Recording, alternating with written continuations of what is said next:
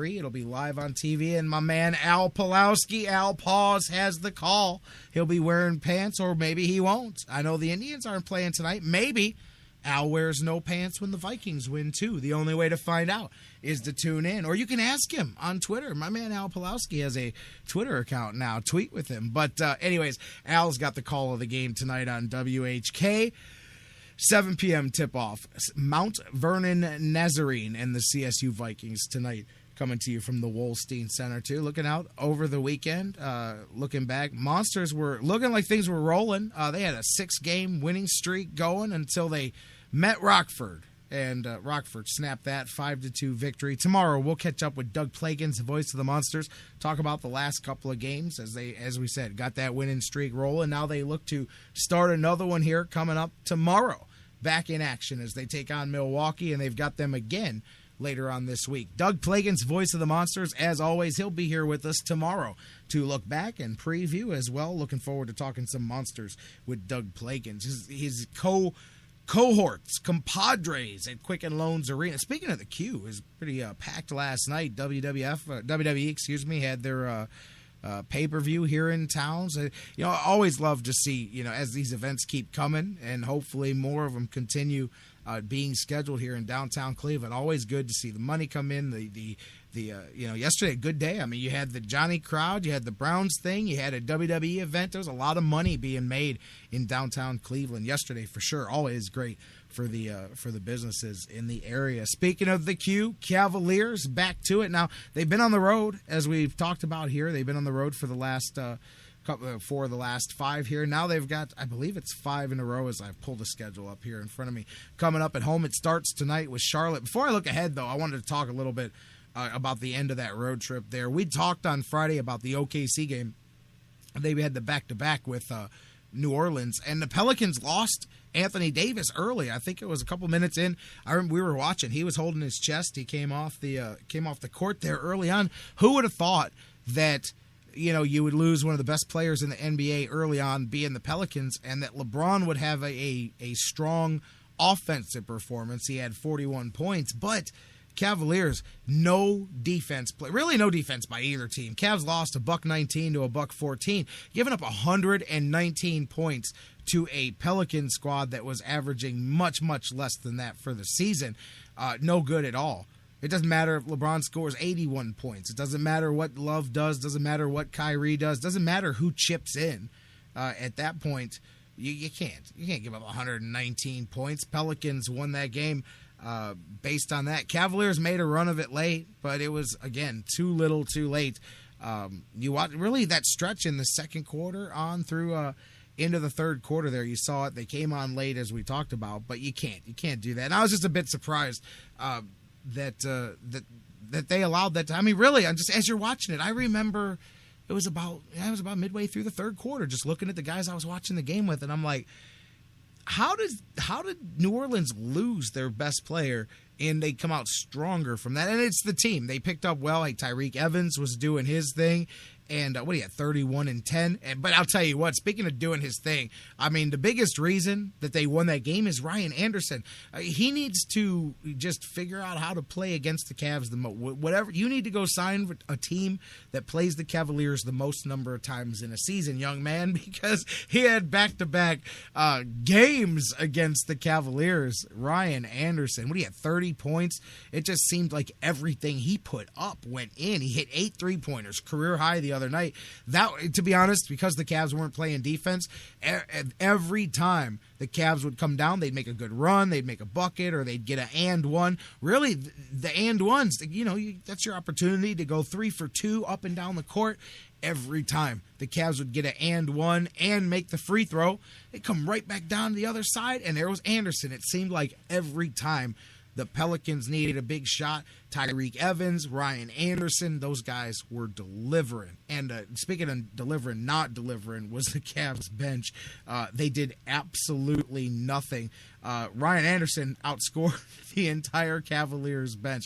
Cavs bench was outscored by New Orleans 49-18. Now, obviously, some of that is exaggerated by Anderson's 30 points. But even if you take that out, take Ryan Anderson out, the rest of the Pelicans bench still outscored the Cavaliers bench as well. You can't have those nights. You have nights where they come up and we talk, oh, hey, the bench came up big tonight, but then you have as many nights where the bench doesn't continue to. You got to find the right mix and the right depth there. And some of it's injuries. Now, let's get into that as well. They lost Dion. I think he was in maybe like 8-10 minutes into the game the other day.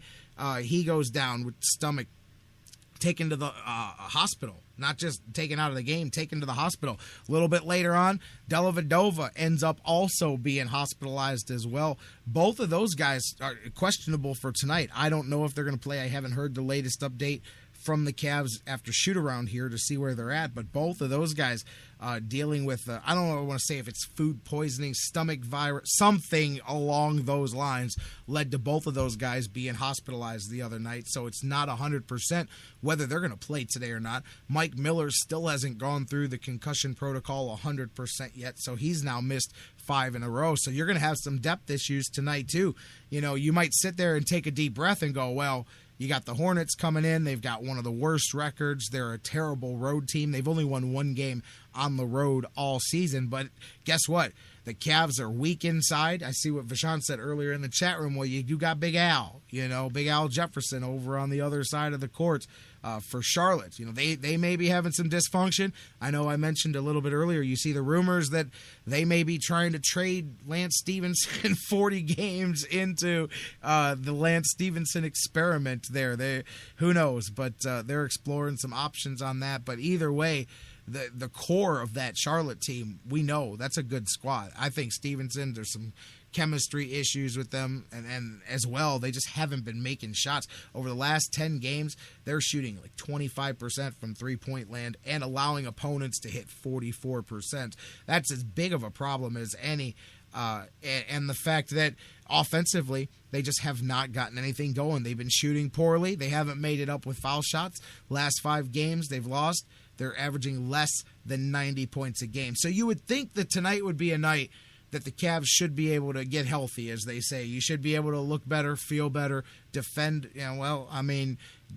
As well as, again, looking at the opponents here. But depth issues are definitely going to be tested here. And I agree, Charlotte's playing better than they were, although they hit this skid here, this stretch, over the last 5 games. But yes, the Cavaliers, they do match up poorly to some parts. Again, Big Al can dominate a game. He's a guy I've always liked. I mean, he's a guy that I'd love to put a guy like Big Al at the pivot of this Cavaliers team right here. I've always liked Al Jefferson, man. But anyways, maybe it's because years ago I traded for him in 2K like years ago, and he like became a beast. Him and LeBron and Mo Williams wrecked the league for a couple of years together. But anyways, joking around.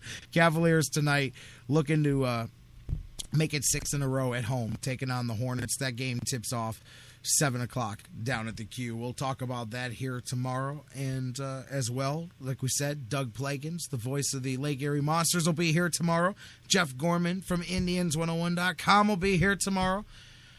Who else? Dr. Football, of course, in the house as well. Bill Checkus. All of that and more as we come back and do the Sports Fix thing tomorrow. We'll talk about a little bit with Dr. Football, too. The Players Association filing the appeal here in the Adrian Peterson case. We'll get into that. We'll talk some Monday Night Football as you've got New Orleans and Chicago doing battle tonight. We'll talk about Johnny Football, the Browns, all of that tomorrow with Dr. Football. Guys, we're going to call it a day. This is just about it for today. Don't forget, hit us up 24 hours a day. No matter what time you listen to the show, call the hotline, 216-539-7535. Leave your take anytime, day or night. Facebook.com/thesportsfix. Tweet with us at the Sports Fix CLE. Get back here tomorrow. As I said, we'll be talking Cavaliers and Hornets live from the Q, previewing and talking about some Lake Erie Monsters hockey with Doug Plagans, talking Indians baseball and the latest with all of Major League Baseball with Jeff Gorman from Indians101.com. And as I said, wrapping it up, Dr. Football Bill Checkus in the house talking the latest on the NFL, Adrian Peterson, Monday Night Football, the Browns, Johnny Football, and more. So get here. You know how to do it. Same bat time. Same bat channel, live at noon, right here across the Sports Fix Radio Network. Hey, until then, have fun tonight. Enjoy the Cavaliers game. Get back here tomorrow and join us. We love you, Cleveland. Have a great one. We'll see you tomorrow, right here on the Sports Fix. We're sick with it. Hood class cover any city that we visit.